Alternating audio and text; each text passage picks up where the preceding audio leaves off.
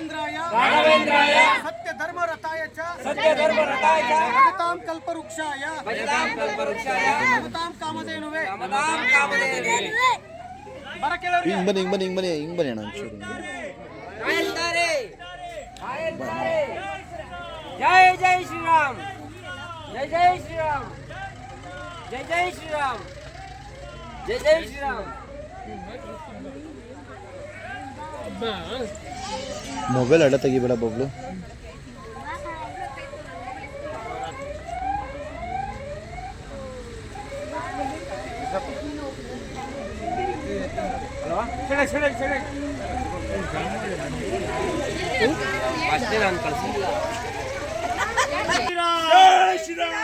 रामचंद्र प्रभु के राघवेंद्र स्वामी के रायरिद्दारे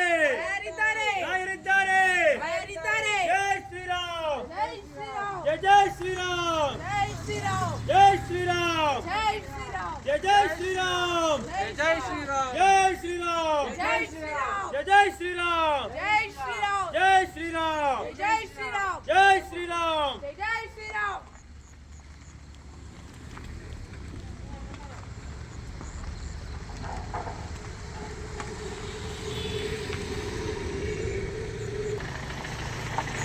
जय श्री राम जय श्री राम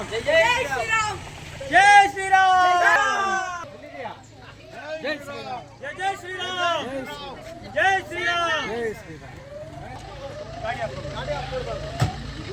गाड़ी आप जय श्री राम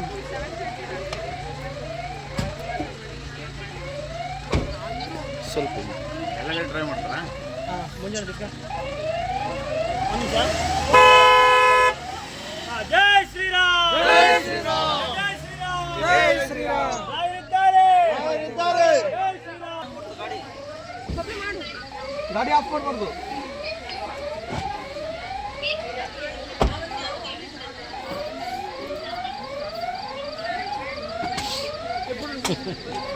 ಎಲ್ಲರೂ ಕೊಡ್ತಾರೆ ಗಾಡಿ ಈ ಕಡೆ ಬಾ जय श्री राम जय श्री राम जय श्री राम जय श्री राम जय श्री राम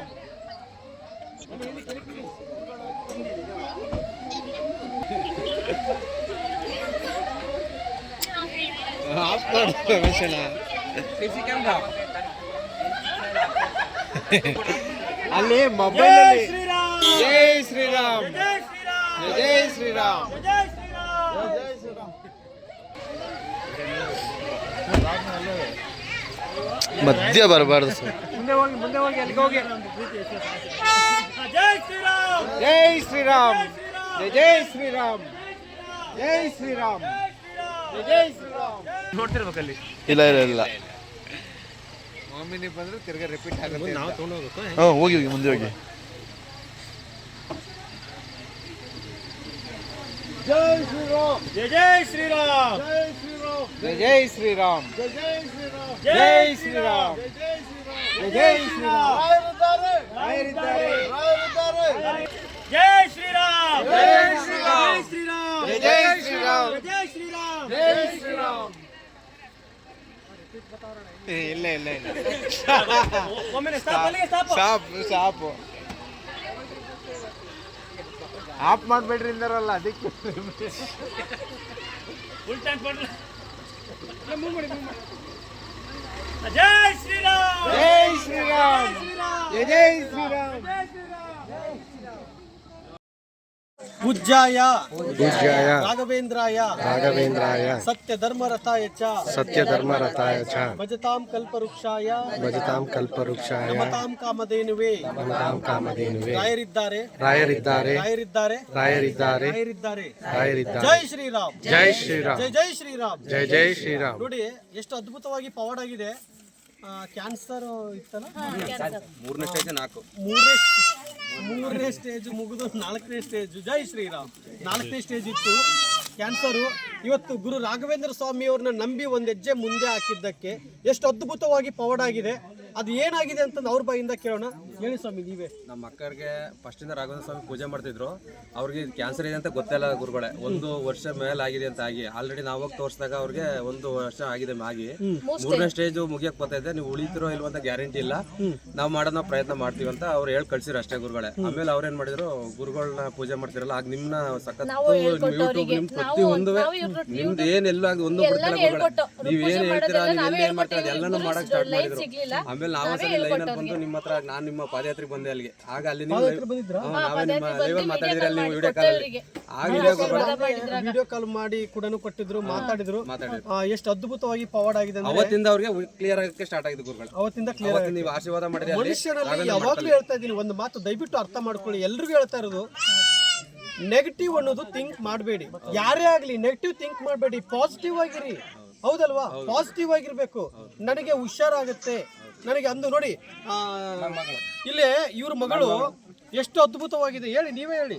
ತುಂಬಾ ನನ್ನ ಮಗಳಿಗೆ 2 ಕೈ ಕಾಲು ಆಡ್ತಿರ್ಲಿಲ್ಲ. ಜ್ಞಾನಿಗಳ 7 ದಿನ ರಾಯರ ಪವಾಡದಿಂದ ತುಂಬಾ ಅದ್ಭುತವಾಗಿ ಇವತ್ತು ಎಲ್ಲ ಕೆಲಸ ಮಾಡ್ಕೊಂಡು ಅವಳು ಖುಷಿಯಾಗಿದ್ದಾಳೆ. ಯಾವುದೇ ಒಂದು ಮಾತೇ ಆಗ್ಲಿ ಇನ್ನೊಂದಾಗ್ಲಿ ಯಾವ್ದು ಕೊಡಿಸ್ತಾ ಇಲ್ಲ ಇವತ್ತು. ಆ ಅಮ್ಮನಿಗೆ 7 ದಿನ ಜ್ಞಾನನೇ ಇರ್ಲಿಲ್ಲ. ಅವ್ರಿಗೆ ಏನ್ ಕೊಟ್ಟೆ?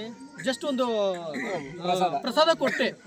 ಆದ್ರೆ ಭಕ್ತಿಯಿಂದ ಪೂಜೆ ಮಾಡೋದ್ರಿಂದ ನಿಮ್ಗೆಲ್ಲ ಒಳ್ಳೇದಾಗುತ್ತೆ ಅನ್ನೋದಕ್ಕೆ ಹಾಸ್ಪಿಟಲ್ ಡಾಕ್ಟರ್ ಏನ್ ಹೇಳಿದ್ರು? ಡಾಕ್ಟ್ರು ಸ್ವಲ್ಪ ಕಷ್ಟ ನೋಡ್ಕೊಳ್ಳಿ, ತುಂಬಾ ಕಷ್ಟ ಅಂತ ಹೇಳಿದ್ರು. ನಾವು ಮಾಡ್ತೀವಿ ಅಂದ್ರು.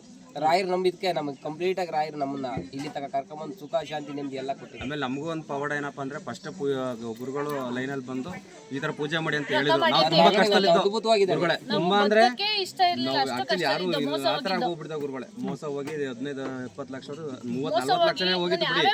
ಅದೇ ಆಗ ನೀವು ನಮ್ಗೆ ಫೋನ್ ಮಾಡಿ ಈ ತರ ಪೂಜೆ ಮಾಡಿ ಈ ತರ ಮಾಡಿ ಅಂತ ಹೇಳಿದ್ಮೇಲೆ ನಾವು ಆ ವ್ರತ ಮಾಡಿದ್ಮೇಲೆ ಗುರುಗಳೇ ತೀರ್ಸ್ತೀನಿ ಅಂತ ಧೈರ್ಯ ನಮಗೆ ಗುರುಗಳು ನಮಗೆ ಮಾಡಲ್ಲ ಪೂಜೆ ಮಾಡ್ತಾರೆ. ನೋಡ್ತೀರಾ, ಇಲ್ಲಿ ನೋಡ್ಬೇಕು, ಆ ಕಡೆ ಈ ಕಡೆ ನೋಡೋದಲ್ಲ. ಆಯ್ತಾ? ಅರ್ಥ ಆಯ್ತಾ? ಗುರುಗಳು ಎಲ್ಲೇ ಇದ್ರು ನಾವು ಸರ್ ಹುಡ್ಕೊಂಡು ಹೋಯ್ತೀವಿ ಗುರುಗಳನ್ನ. ಅವ್ರು ಮೀಟ್ ಮಾಡ್ಬೇಕು, ಅವ್ರು ನೋಡ್ಬೇಕು, ಅವ್ರ ಆಶೀರ್ವಾದ ತಗೋಬೇಕು. ಆ ತರ ನಮಗೆ ದರ್ಶನ್ ಅರ್ಥ ಆಯ್ತಾ? ದರ್ಶನ್ ಆ ಕಡೆ ನೋಡ್ತಾ ಇದ್ದಾನೆ. ಆ ತರ ಇವತ್ತು ನಮಗೆ ಗುರುಗಳು ಧೈರ್ಯ ಕೊಟ್ಟಾರೆ. ಮತ್ತೆ ಎಷ್ಟೇ ಸಾಲ ತೀರ್ಸೋ ಶಕ್ತಿ ನಮಗೆ ಧೈರ್ಯ ಇದೆ. ಪ್ರತಿಯೊಂದು ಲೈವ್ ಅಲ್ಲಿ ಬಂದಾಗ ಯಾಕೆ ಲೈವ್ ಅಲ್ಲಿ ಬರ್ತೀನಿ ಗೊತ್ತಾ? ಲೈವ್ ಅಲ್ಲಿ ಬಂದಾಗ ನನ್ನ ನಗು ಮುಖ ನೋಡ್ಕೊಂಡು ನೀವೆಲ್ಲರೂ ನಗಿತಾ ಇರ್ತೀರ. ಹೌದಲ್ವೇ?